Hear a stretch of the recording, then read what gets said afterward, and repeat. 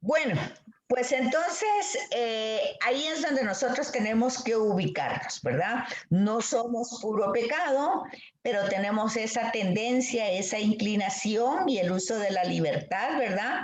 Pero como desde Jesús, o sea, la revelación ya plena, pues con la acción del Espíritu, pues se trata de iluminar esa condición humana. Y ven ustedes en el Padre Nuestro, nosotros decimos, no nos dejes caer en la tentación. Sí que nosotros, no hay que confundir tentación con pecado, ¿verdad?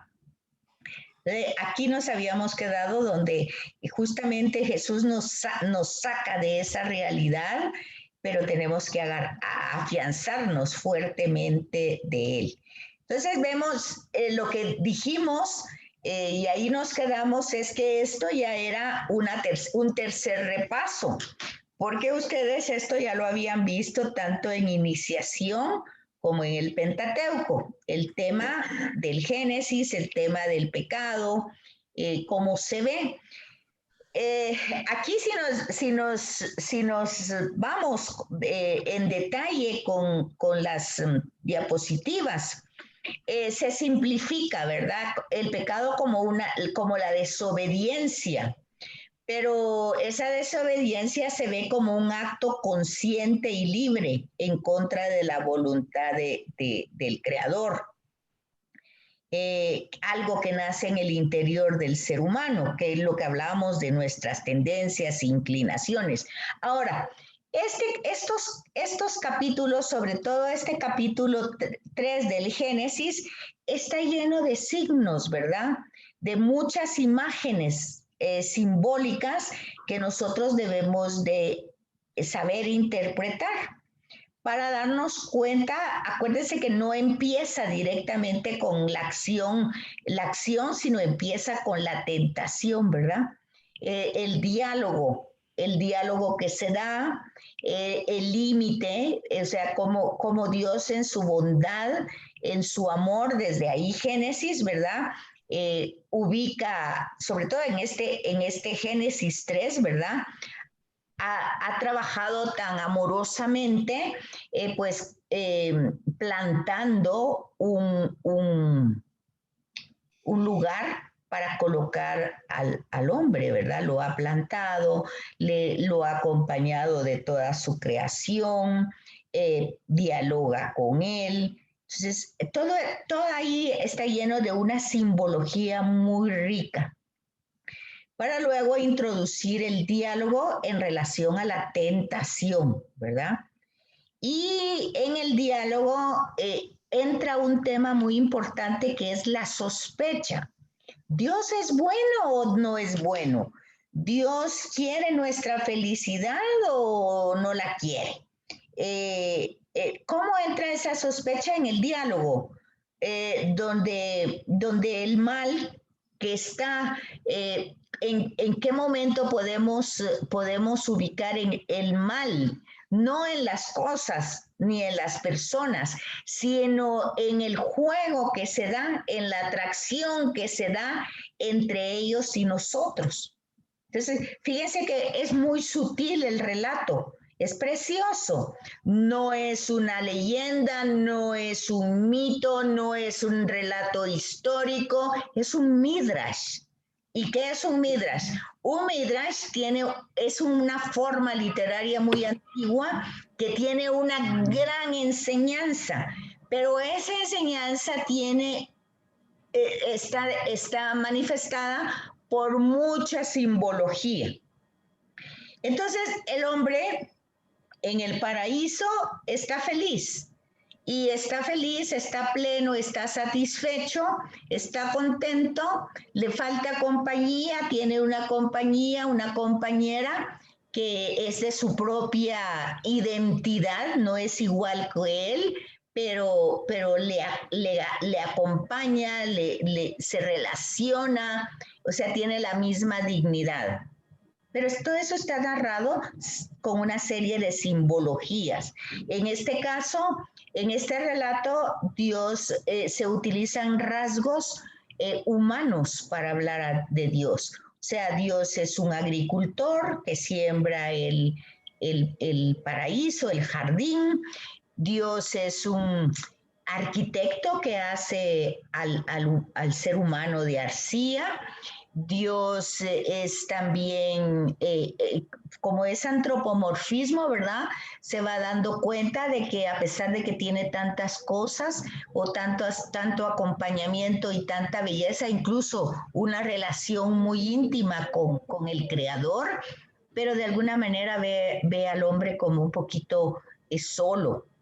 Pues entonces le da a la compañera, ¿verdad? Lo pone en un sueño, es como alguien que está construyendo con sus propias manos, elaborando como con la arcilla, está reproduciendo, de todas maneras está creando, pero lo está haciendo desde este relato ya vista antropomórficamente.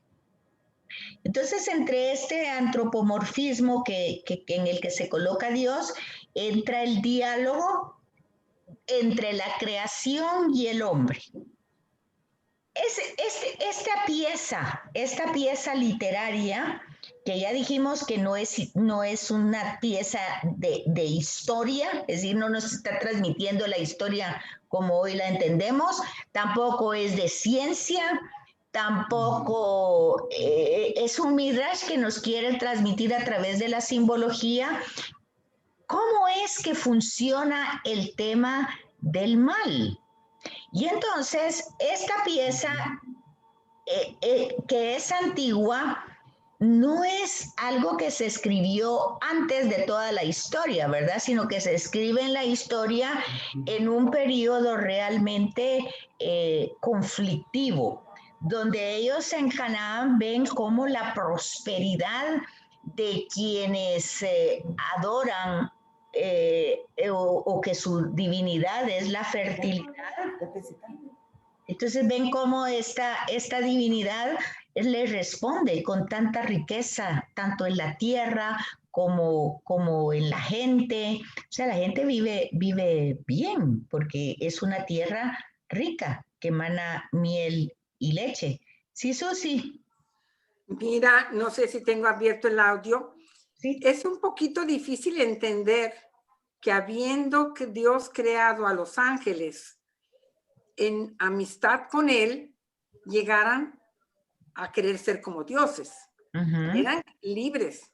No sé si tú en alguna ocasión leíste un relato que hizo el padre Fortea en 3 capítulos, que se imagina la creación de los ángeles y cómo hizo tan perfecto a Lucifer, tan perfecto, tan bello, que tenía un gran prestigio dentro de toda la comunidad de ángeles, por así decirlo, ¿no? Entonces llegó el momento en que sí entró en la envidia en él. ¿Por qué? Porque eran libres, pero no me puedo entender que estando en la presencia de Dios, disfrutando de toda esa belleza, haya caído tan bajo, porque no tenía el pecado de concupiscencia. Me cuesta trabajo entenderlo. Sí, de todas maneras, todas esas son interpretaciones muy humanas. Claro que te cuesta entenderlo porque esa es una interpretación de cómo es que surge el mal, que es de lo que estamos hablando. O sea, es una manera de interpretar el mal, así como cuando ellos llegaron a Canaán y se dieron cuenta de que el Dios de la fertilidad, pues era básicamente como la serpiente, el Dios de la sabiduría y todo eso. Ellos no entienden cómo es que ellos pueden, sus cultos, ser orgías. Ellos no entienden eso, no lo entienden. Y entonces, pero como el resultado es que ven tanta riqueza y todo tan prolífero en la naturaleza, en la vida humana, como ven todo eso, pues ellos tienen la tentación. Entonces, aquí ese es el pecado, ¿verdad? No es el pecado la tentación, es la puerta, ¿verdad?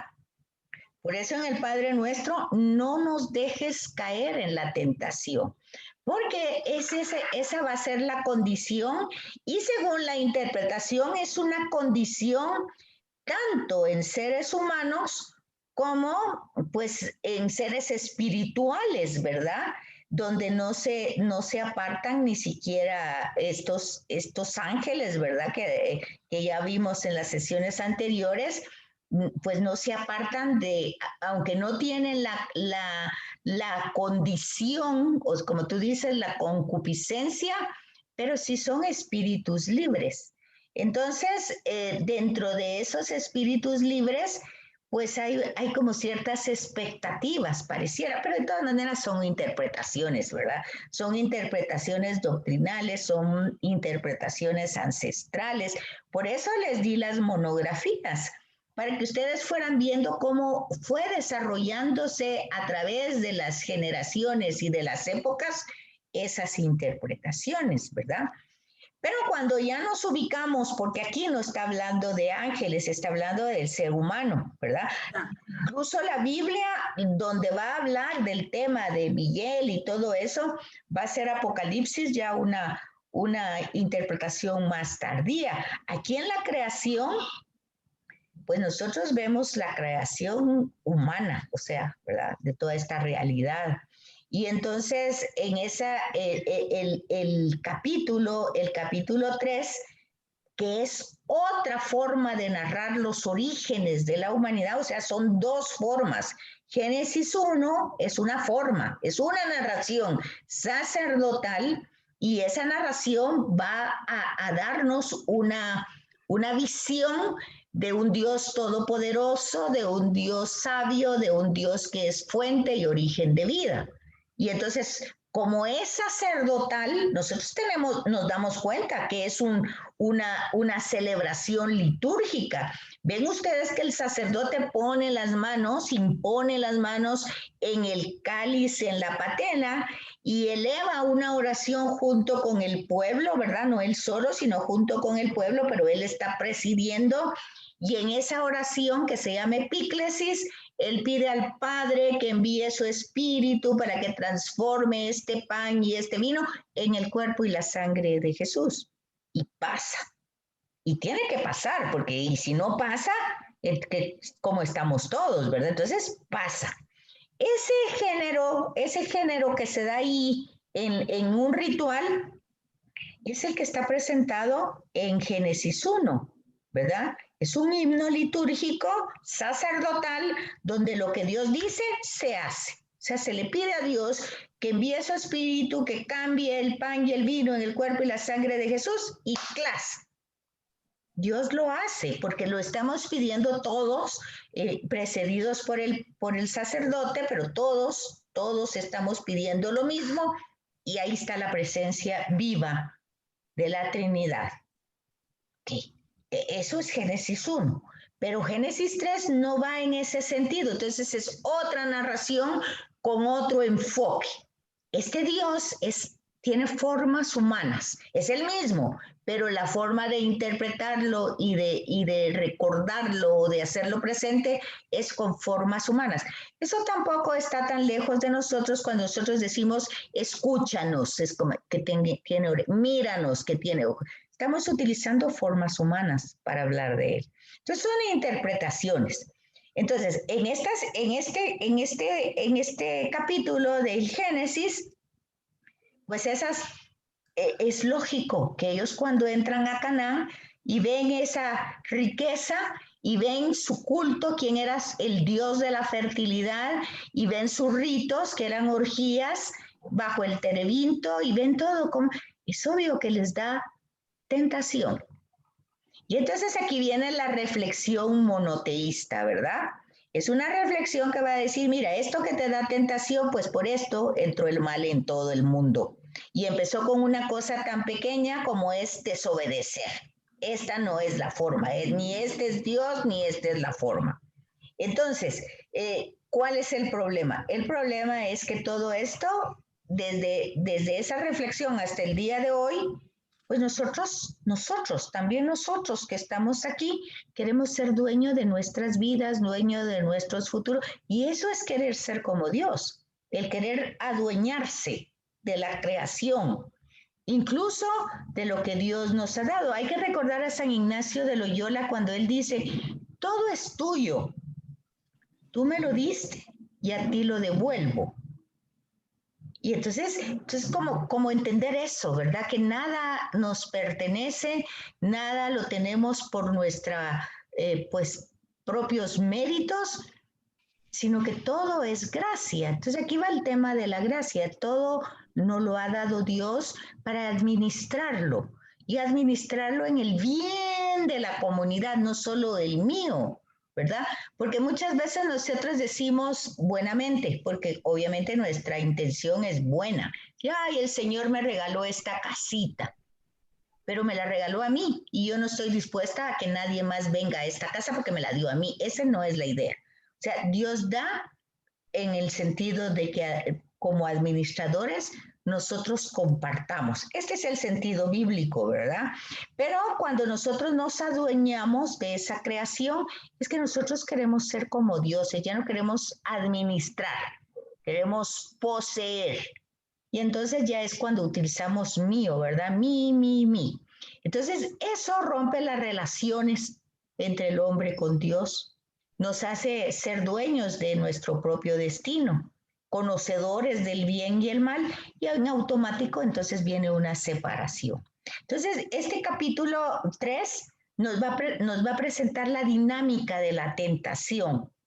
Es que nosotros no queremos depender. Y entonces no es difícil pensar que también en el ámbito espiritual habrán espíritus que no quieren depender de Dios, pues aún teniendo su presencia, su imagen, pues puede ser que en algún momento ellos quieran ser más que Dios, ¿verdad?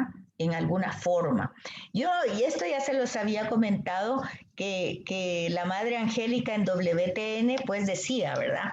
Que el tema de esta subversión de los ángeles es cuando escuchan que Dios, cuando escuchan pues los planes de Dios, ¿verdad? Los planes de salvación de Dios, y que Dios dice pues de que se va a encarnar en la persona de Jesús.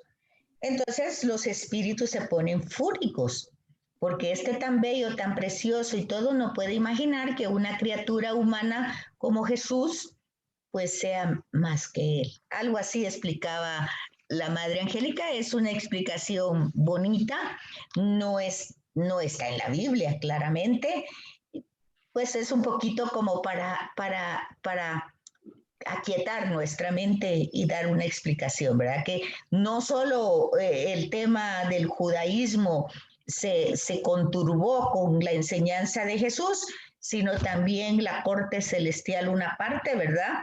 Se sintió pues ofendida al pensar que un humano, como era Jesús, pues iba a ser más que los ángeles. Es una explicación bonita, no sé si les parece, ¿verdad? No es bíblica, pero ahí está. Esa la contaba la Madre Angélica muchas veces, no sé si alguna vez la escucharon ustedes. En ese libro que estaba hablando Susana, el padre Fortea también habla un poquito de esto. Yo creo que lo tenemos en el PDF, la vamos a mandar. Ok. Bueno, entonces ese es el tema aquí, ¿verdad? Del pecado de origen. Porque es interesante, por ejemplo, Susi decía la semana pasada, decía ella, bueno, cuando mis familiares, no recuerdo quiénes eran, su hermana, alguien, pues, o su cuñado, creo que dijo, que había entendido que esto era un midrash, que no era histórico, ¿verdad? Que muchas de sus estructuras religiosas se habían venido para abajo, ¿verdad? Porque obviamente entra, bueno, si no es histórico, entonces, ¿cuál fue el pecado realmente? Porque entonces, ¿y por qué el bautismo? Hay muchas preguntas que se vienen a raíz de eso. Entonces, aquí el capítulo 2 nos presenta la dependencia y amistad que debería de haber, que ustedes la ven entre Jesús y el Padre, ¿verdad? Esa amistad, esa dependencia, una dependencia absoluta, ¿verdad? Pues eso debería ser toda la humanidad, pero resulta que no pasa así, ¿verdad? Porque nuestra condición nos hace de pronto volvernos soberbios, ¿verdad?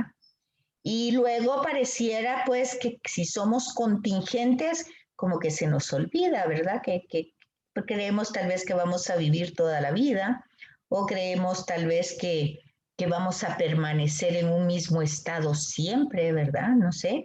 Y luego cuando perdemos esa situación de vida, y luego peleamos ya con ese creador. Tal vez nunca hemos creído en él, pero luego el punto es por qué me lo quitó, por qué me pasa esto, porque tal vez nunca dimos gracias por tenerlo.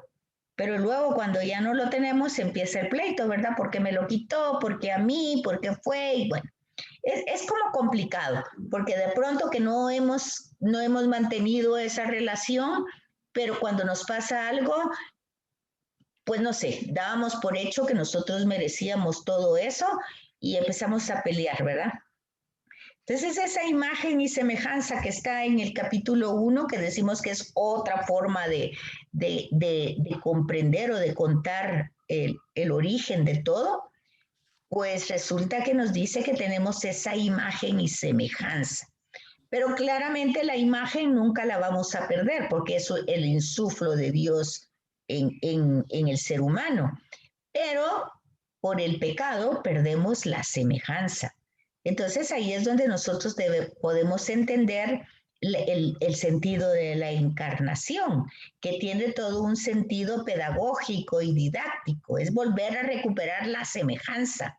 Eso que decíamos anteriormente, esa amistad, eso que decíamos aquí, esa amistad, esa relación con Dios, pues eso es lo que tendríamos que volver a recuperar. Aquí lo tenemos, esa dependencia y esa amistad entre el ser humano y Dios. Eso es lo que Jesús nos trae, la semejanza, ¿verdad? Entonces, la sabiduría dice, pues, que nos dio los elementos para no corrompernos. Pero ya se dan cuenta ustedes en la actualidad lo fácil que es corromperse, ¿verdad? Porque se ve en todos lados y como que es muy, muy fácil entrar en esa dinámica de la corrupción. Hay hasta dichos, ¿verdad? El que no tranza, no avanza, y al final de cuentas, si tienes la oportunidad y no lo haces, pues ya es que eres tonto. En fin, ya forma parte de una mentalidad, o sea que, pero eso ha existido siempre.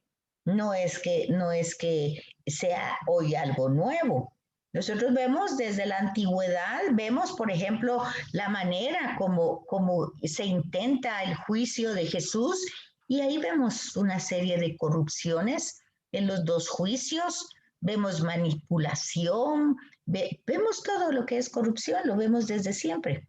Entonces no es algo que se da ahora. ¿Y por qué es eso? Pues por esto, por la condición de pecado, ¿verdad? Que aunque nos ha creado incorruptibles, pues desde nuestra libertad, pues nosotros podemos pues, utilizar el camino fácil, ¿verdad? Luego, pues aquí en Sabiduría, en el capítulo 2, pues el tema de la sospecha. O sea, Dios es bueno en el diálogo ese de Génesis, dice, empieza con esa sospecha. Dios ha dicho que no comáis de todos los árboles. No, dice la mujer, no ha dicho eso. Ha dicho que no, solo de este, no, que podemos comer de todos, pero de este no. ¿Por qué? Si no, pues moriremos. Entonces ahí entra ya la sospecha cuando la respuesta es no, no mueren. Lo que pasa es que se les van a abrir los ojos. Entonces ya entró, ya se puso ahí la duda. Ajá. Entonces, ¿por qué? O sea, ¿por qué nos limita? ¿Por qué no nos da la libertad, pero ya así como con trampa? Ya entra la sospecha, ¿verdad? Entonces, esa sospecha es una desconfianza. Ya no se ve, por eso el mensaje de Jesús de verlo presentar a Dios tan amoroso, tan padre, tan cercano, no es fácil que lo comprenda porque está toda una conspiración de sospecha, ¿verdad? En Romanos 7:10 dice, no moriréis, pero Dios sabe que el día en que comáis de ese fruto, seréis como dioses que conocen el bien y el mal. O sea, Dios sabe más que lo que sabemos nosotros, pero entonces hay ahí como una trampa. Entonces ahí hay confusión, tergiversación, ¿verdad? Y el proyecto original de Dios no es esto que estamos experimentando, sino el paraíso, ¿verdad? Entonces aquí tenemos cómo se presenta y cómo se ha ido interpretando la sospecha. ¿Será que esta pandemia es porque estemos haciendo mal y Dios nos castigó y entonces hay que estar haciendo ayunos, oraciones y todo para que nos perdone? ¿O le creemos a Jesús que dice, no, Dios no es así? Dios no hace estas cosas. Entonces, pero bueno, ahí es donde está toda la confusión, la tergiversación y la desconfianza, ¿verdad? Y todo eso es tentación. Entonces, ya decíamos en la anterior sesión que el pecado produce una alienación. No es Dios que se separa de nosotros, somos nosotros. Claro, ustedes podrían decir, no, pero es que Dios los saca a ellos del paraíso, los echa. Bueno, es una forma de interpretar, pero lo que pasa es que, como dijimos, es una serie de signos. Aquí lo tiene usted. Son castigados porque son expulsados del paraíso. Pero esa es una interpretación. Pero él los viste igual que el padre del hijo pródigo, los viste, los alimenta, les da una promesa, ¿verdad? Pero hay consecuencias. Las consecuencias es lo que somos. Somos personas contingentes, somos personas finitas, y entonces la consecuencia es esa, ¿verdad? Porque la ruptura que se da con Dios en automático también se da con los seres humanos. Y ahí empieza en el mismo paraíso, ¿verdad? Que cuando se le pregunta lo que hizo, pues él culpa a la mujer culpa a la serpiente. Entonces hay una ruptura ya desde el principio. Ya nuestros actos provocan un desorden y ese desorden rompe relaciones, no solo con Dios, porque habiendo roto la relación con Dios, se rompen las relaciones humanas y también se rompe la relación con el cosmos, ¿verdad? Y entonces aquí tenemos las consecuencias. La mujer va a estar sometida al hombre, va a haber sufrimiento en la descendencia, ya vemos entonces, pero aquí también ustedes tienen que fijarse, lo que ya hemos explicado muchas veces. Yo vuelvo a repetir esto porque el curso se llama Teología Bíblica. Entonces, en la teología ustedes tienen que darse cuenta de las formas literarias con lo que se está narrando. Si estamos hablando ya de un periodo donde este personaje, que es Abel, es pastor, ellos fueron pastores durante mucho tiempo y luego son agricultores hasta que son sedentarios. Entonces, den cuenta ustedes que esta escena es una escena muy, muy, muy posterior, ¿verdad?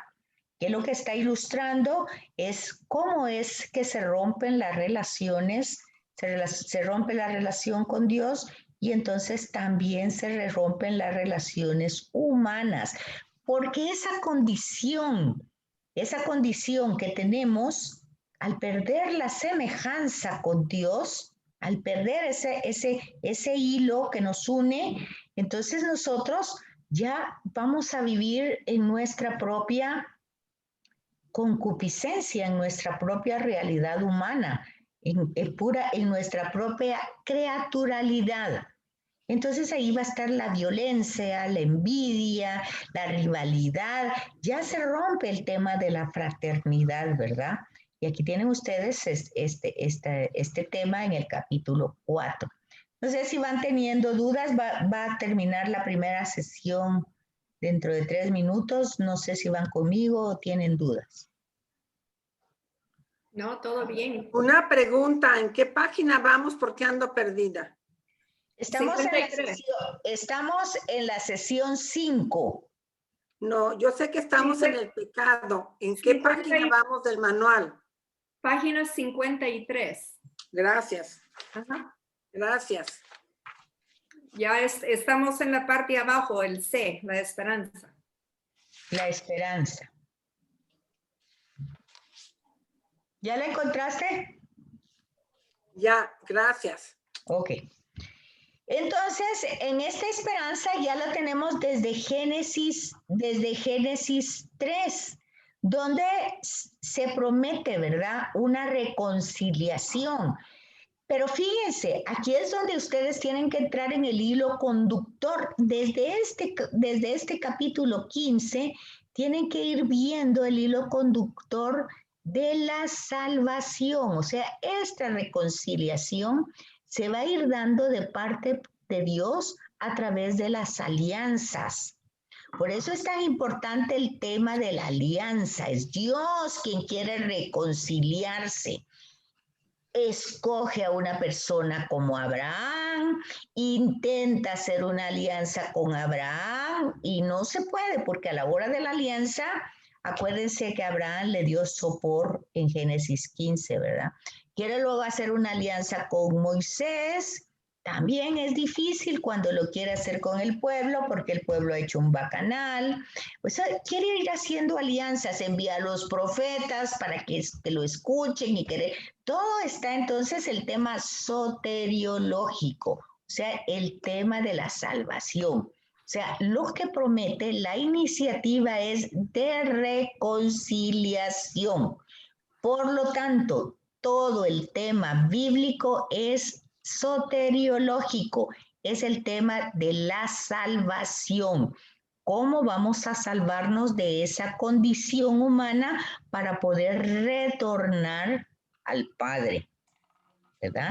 Entonces aquí viene la iniciativa. Va a haber una mujer y esa mujer es la que va a pisotear, o sea, va a poner el pie en el mal y en la descendencia, ¿verdad?